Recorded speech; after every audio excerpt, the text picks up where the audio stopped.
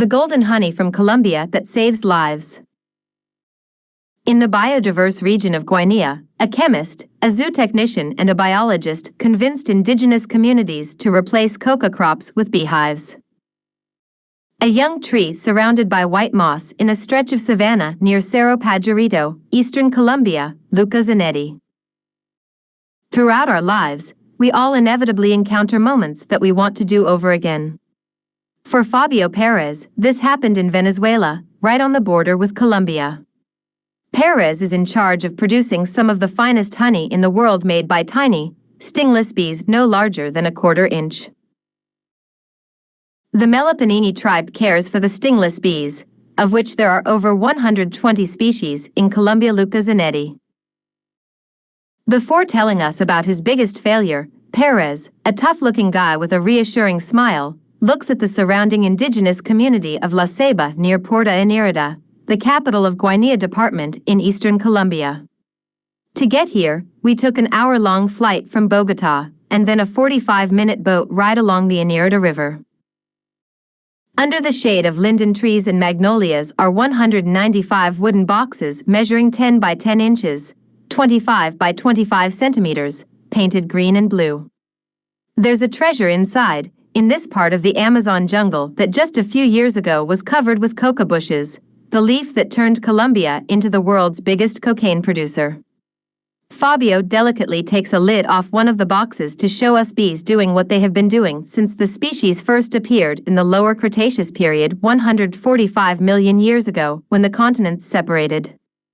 Thousands of bees are inside, transforming nectar collected from flowers and storing it as a golden, fruity-smelling honey in perfectly structured hexagonal hives. And of course, they also play a crucial role in pollination. The Melaponas bee known as little angels have small or no stingers due to evolution, Luca Zanetti. We depend on them to live, said Perez, and yet we spray them with pesticides, burn them, and destroy their nests when we deforest jungles for cattle ranching and agriculture. They're the most important living things on the planet, and 70% of the world's agriculture depends on 20,000 bee species. Without pollination, the plants that millions of animals feed on could not propagate. Without bees, wildlife would quickly disappear. How does he know all this? Fabio Perez comes from Guinea, an area with one of the highest poverty rates in Colombia, almost 4 times the national average. It's the 5th largest department in Colombia, almost twice the size of Switzerland, and the least densely populated with only 53,000 inhabitants, 70% indigenous, most of whom don't attend school past the 5th grade.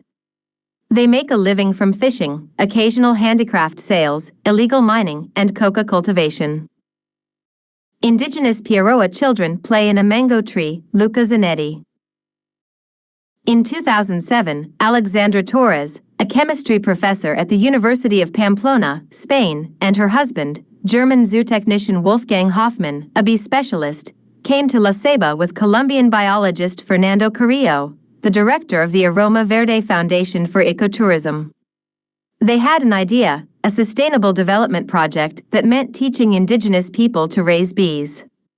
It would be profitable, since they could sell their honey to visiting tourists, and also good for the world. 50 hives can pollinate 123 acres, 1,256 hectares, of forest. With $40,000 in funding from Swiss company Ricola, the 3 scientists spent 4 years teaching the people of La Ceiba how to extract beehives from tree trunks. They then transferred them into small wooden boxes to multiply. The outcome was stunning. As each individual bee gradually pollinated 2,150 linear yards, 2,000 linear meters, of forest, mango, acai and araza trees began to flourish throughout La Ceiba. They used small syringes to extract the honey and filled jars that were shipped out on planes. Tourists dubbed it the honey route, and flocked to the area to buy up all the honey. It's a project that creates opportunities and promotes sustainability, said Carrillo, who followed his heart and came to live in Guinea with his wife and 2 children. Tourism has been the driving force behind a project like the bees. Every time a tourist travels with the Aroma Verde Foundation, $6 of their total purchase goes to support the bee project. Bees in Guinea's La Ceiba